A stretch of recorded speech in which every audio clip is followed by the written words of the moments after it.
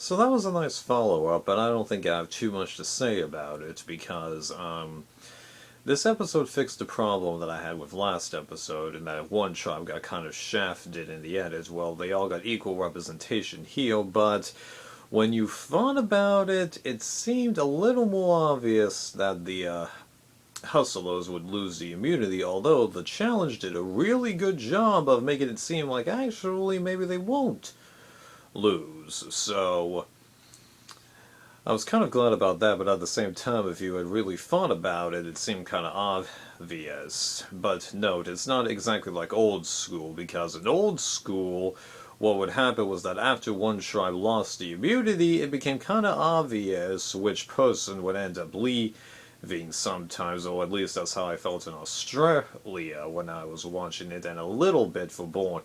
Now it's more of what tribe loses. We've seen enough reality shows that we can figure out who's more at risk just by how the cards are laid out, right?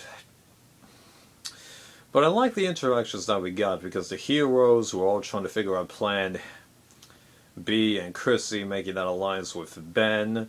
I do think she's not necessarily at the bottom of the poll now, especially since it seems like the edit for last episode was misleading and assuming that the moms were together when they weren't really together, yeah.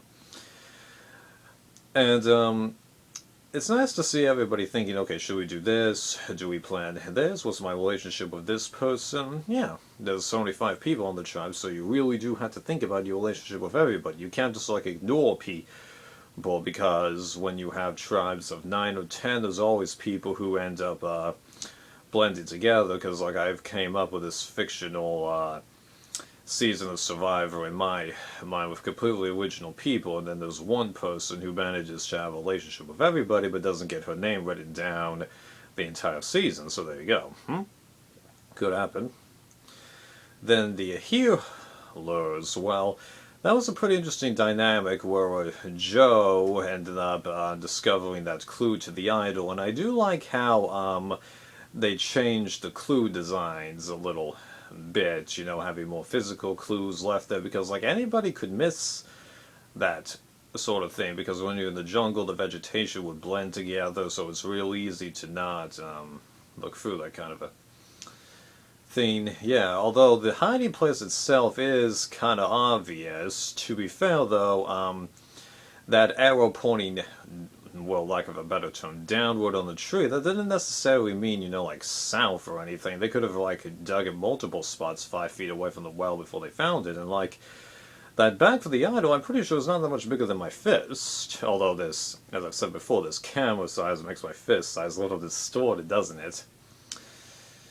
And it's going to be real interesting to see what happens with this Cole and Joe dynamic, even though next week's episode indicates that, that'll go up in the air. And then the Hustlers, well, it was nice to see them get more development after last episode. Ryan is looking like he's going to be a guy kind of in the middle.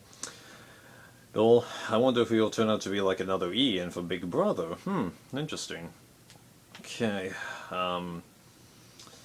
then Patrick's interactions, where he turned out to be more of a goofball, where we kind of expected that. I don't think it's necessarily as bad as Fabio, because Fabio seemed to be kind of ultra clumsy and not knowing what he was doing out there. Patrick, he seems to have an idea of what he was doing out here, it's just that he can't socialize really that great, although it could just simply be who you are with, because the environment could really have a big impact on, how much you end up socializing. And then Simone's characteristics, where she's like, I don't really like being outdoors, but I'm out here to challenge myself. Well, you gotta have to make up your mind about it, because one of those two things has to override the other. If they're not overriding, then you're just a mess, and that's kind of what she ended up appealing in that one moment there, yeah.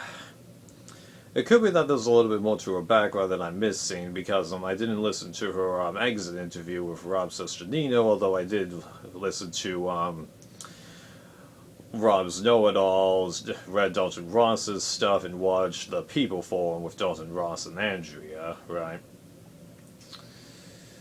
Then that immunity challenge, that was a nice challenge, and I'm glad that it didn't end up being necessarily, okay, all these arrows are pointing to roughly a straight line to where all these countries are. Like, that would have been way too difficult, but it ended up being, put them at this level, this level. That made sense, and I liked that. So it's less, where everything is. It's just simple math, process of elimination. It only goes together one way. That was a nice challenge. And after the healers managed to get to the platform, it could have been anyone's game, so nice. Dynamics on the Hustlers after they lose, well, it seemed kind of obvious who would be going, so I can't talk about it that much. Then Simone leaving, I had begun to think Patrick would be more likely to go, but unlike most people, I was only like 52-48. Most people seem to have like a huge preference as to who would be going, so her leaving, it really wasn't that big of a shock, right? So then next week, I'm predicting that either the Hustlers or the Heroes will lose. It could be the Healers, but I'm just thinking that it's a tribe that's already lost going back, because by default, one tribe has to go to Tribal twice. Although I don't think we're necessarily getting the curse of Saboga here, because the White Collars officially got rid of that. Even though the Braun and Co. Ron brought it back, but it's not absolutely true anymore, and as like many people felt it was apart, these tribes actually seem to be pretty even. We'll see.